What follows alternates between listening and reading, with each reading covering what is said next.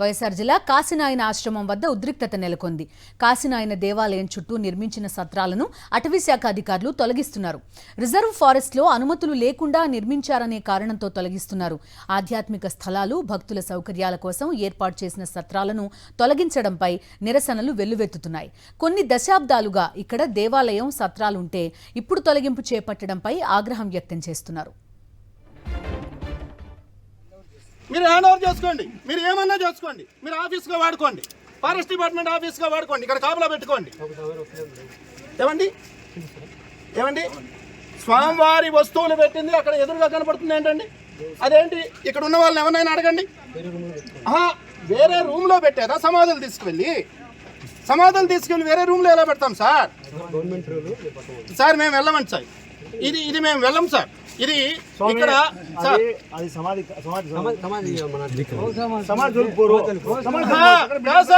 Building అంతా గురించి మీరు బిల్డింగ్ కింద ఉన్నటువంటి సమాధి జోలికి సార్, మీరు మమ్మల్ని ఏమన్నా చేసి వెళ్ళండి, మమ్మల్ని ఏమన్నా చేసి వెళ్ళండి, అంతే. మమ్మల్ని ఏమన్నా చేసి వెళ్ళండి.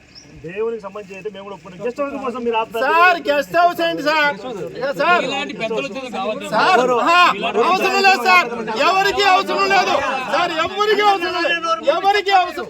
అవసరం లేదు సార్. చాలా మీకు హ్యాండ్ ఓవర్ చేస్తాం, మీకు హ్యాండ్ ఓవర్ చేస్తాం. చాలా మీకు సంతకాలు పెడతాం ఎక్కడ కావాలంటే అక్కడ.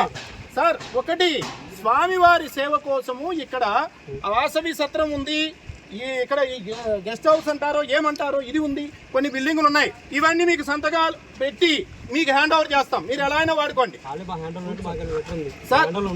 మరి ఇంకేం సార్? సార్ ఇది సార్ అది సార్ సమయం ఈ వివాదానికి సంబంధించి పూర్తి డీటెయిల్స్ అందిస్తారు మా కరెస్పాండెంట్ శ్రీనివాస్. చెప్పండి, చూస్తున్నాం సత్రాలని తొలగించినట్టుగా తెలుస్తోంది. దీనిపైన అక్కడ నిరసన కూడా తెలియజేస్తున్నారు. ఏం జరుగుతోంది అక్కడ ఉన్న ఇష్యూ ఏంటి? శ్రీశైలము రిజర్వ్ ఫారెస్ట్ లో కీలకంగా అనేకమైనటువంటి దేవాలయాలు ఉన్నాయి. కాశీనాయన అవధూతకు సంబంధించినటువంటి జ్యోతి క్షేత్రంలో ప్రధాన ఆలయం ఉంది. అక్కడ ఆయన సమాధి కూడా ఉన్నట్టు పరిస్థితి. లక్షలాది మంది భక్తులకు అవధూత అనేకమైనటువంటి ప్రవచనాలు చెప్పి ప్రజల్ని చైతన్యవంతులు చేస్తున్న పరిస్థితి. సో అట్లాంటి క్షేత్రంలో దాదాపు గత 30 సంవత్సరాలుగా అనేకమైనటువంటి పూజా కార్యక్రమాలు ఒక క్షేత్రంలాగా నెలకొని ఉన్నటువంటి పరిస్థితి ఉంది. అక్కడ ఆశ్రమాన్ని నిర్వహిస్తున్నారు.